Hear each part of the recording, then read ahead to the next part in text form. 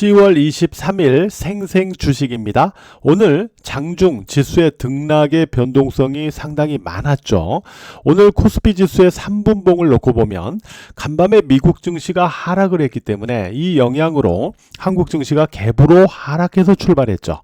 그리고 나서 이후에 지수의 낙폭을 줄이다가 결국 상승 전환까지 만들어주는 파워를 보여줬죠.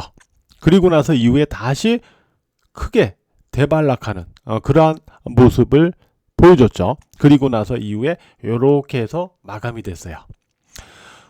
근데 우리가 이 과정에서요, 즉 하락 출발 이후에 낙폭을 줄여 들어가는 과정 속에서 저는 주식장인 분들에게 상승 전환까지는 좀 한계가 있어 보인다 라고 말씀을 드렸어요.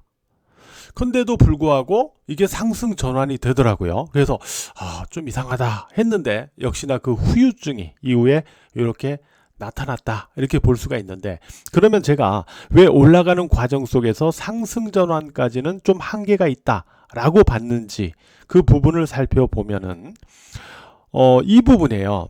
일단 프로그램 물량입니다. 코스피의 프로그램 물량이 보시는 것처럼 초반 이후에 이렇게 매도로 나왔어요.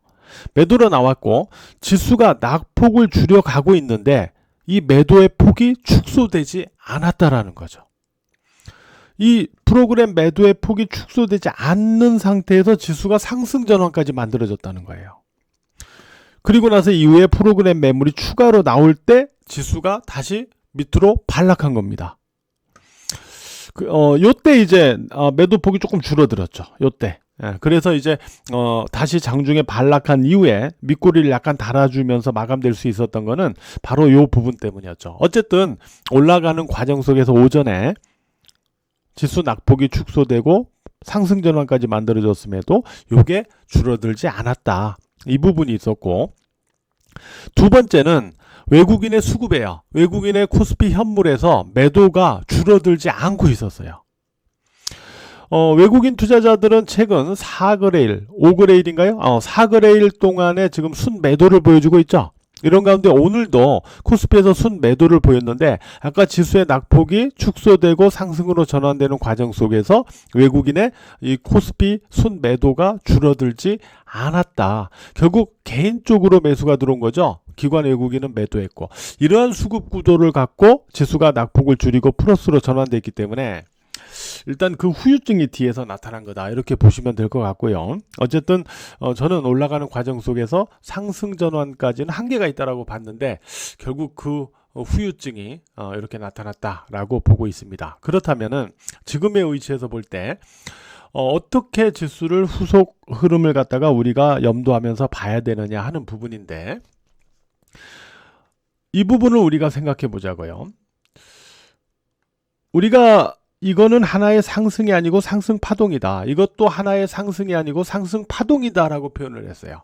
상승 파동은 항상 어떤 특정한 지지 기반을 갖고 움직여 들어갑니다. 여기에서 5일2평선, 여기에서도 5일2평선을 지지 기반으로 상승 파동을 만들었던 거죠. 그러면은 이렇게 지지를 받으면서 상승 파동을 만들 때 보면 이격이 좁혀지면, 즉 간격이 이 지지와 좁혀지면 다시 위로 올라가 줘야 돼요. 이렇게 좁혀지면 다시 올라가 줘야 돼요. 그래야만 이 상승의 파동이 지속되는 거죠. 그런데 이 지지를 타고 올라가다가 이격이 좁혀졌는데도 불구하고 위로 치고 올라가지 못합니다. 지지 쪽으로 간격이, 이격이 좁혀졌음에도 불구하고 위로 치고 올라가지 못해요. 그러면은 여기서 한번 일단 막힐 수 있다라고 생각할 수 있는 거죠. 상승 파동이 지속되려면 이격이 좁혀졌을 때 치고 올려야 되는데 그러지 못하기 때문에, 그죠? 그렇게 볼 수 있거든요. 그러면 이러한 경우에는 두 가지의 경우가 후속 흐름에서 나타날 수가 있어요. 자, 첫 번째는 이와 같은 조정을 거치는 거죠. 이게 짧든 아니든 이건 짧았죠. 이러한 조정을 거치는 거예요. 그러니까 말 그대로 하나, 둘, 셋 나간 다음에 또 이렇게 조정을 거치는 경우죠. 이 조정을 거치는 경우는 5일2평선을 여기서도 짧게라도 나타났지만은 5일2평선을 꺾는 경우예요. 즉 5일2평선 지지를 하향한 다음에 고점상 저항으로 만들고 이렇게 빼는 경우예요. 이렇게 되면 오일이평선이 밑으로 좀 꺾입니다. 그죠? 이때는 이제 이러한 조정 구간을 거치는 거다라고 생각하시면 돼요. 그러면은 이게 조정을 거칠 때 이게 끝난 거냐 아니냐를 우리가 판단해야 되잖아요. 근데 우리가 파동이라는 걸 놓고 보면 저는 이 파동을 이 상승은 여기에서 기간 조정으로 긴 기간 조정으로 이미 과열을 해소했다. 이걸로 그냥 끝났다라고 봐요. 그리고 여기서부터 새로 시작하는 걸로 봅니다. 즉 하나, 둘, 셋, 3파로 보고 있는 거예요. 근데 우리가 3파로 상승이 끝나려면 어떤 현상이 나와야 되냐면 자, 하나, 1파, 2, 3파가 길어야 돼요. 이렇게 길어요. 자, 요거에 비해서 이게 이렇게 길죠. 이러면서 여기서 꺾일 때는 이거는 3파로 끝날 수도 있기 때문에 우리가 주의를 해야 됩니다. 그러나 하나, 둘, 셋 해서 요거와 요게 거의 비슷해요. 그리고 나서 조정이 나오면 이거는 조정 후 또 하나의 상승 파동, 즉 5파동까지 진행될 가능성이 높아요. 근데 지금 보면 요거와 요거가 비슷하죠. 이 상태에서 만약에 오일이평선을 꺾는다, 훼손해서 이렇게 조정을 준다, 이러면 이거는 조정 후 다시 5파동이 있을 가능성이 높죠. 그리고 이때 4000포인트대 진입 시도가 나올 가능성이 있는 거죠. 이렇게 후속흐름을 첫 번째 우리가 가정을 해볼 수 있을 거예요. 그 다음에 두 번째로 산정해 볼 수 있는 부분이 뭐냐면, 두 번째는 상승 후 조정보다는 행보등락하는 선물 경우예요. 옵션 거래 종료 1분 이렇게 전입니다. 행보등락을 만드는 경우입니다. 행보등락. 자, 행보등락을 만드는 징후는 지지선인 5일이평선을 하향해도 다시 곧바로 회복하는 경우예요. 또 하향해도 곧바로 다시 회복하는 경우예요. 그러니까 5일이평선이 지지나 저항의 역할을 하는 게 아니고 왔다 갔다 하는 역할이 되는 거죠. 이거는 행보등락을 의미합니다. 자, 행보등락일 때는 이후 4000포인트대 진입 쪽으로 이렇게 올라가면서 마치 더 올라갈 것처럼 이렇게 모션을 취할 수 있어요. 그러면 아, 이게 다시 가는구나 하고 가는데 여기서 갑자기 또 매물이 쏟아질 수도 있어요. 이때는 이런 현상으로 갈 때는. 이해가 되셨죠? 무슨 얘기인지. 그래서 행보등락 후 4000포인트대 진입 시도 쪽으로 이렇게 갈 때는 여기서는 우리가 그냥 마음 놓고 아, 또 가는구나 이게 아니고 어느 순간에 또 매물이 나오는 걸 또 봐줘야 돼요. 그래서 이게 두 번째 패턴입니다.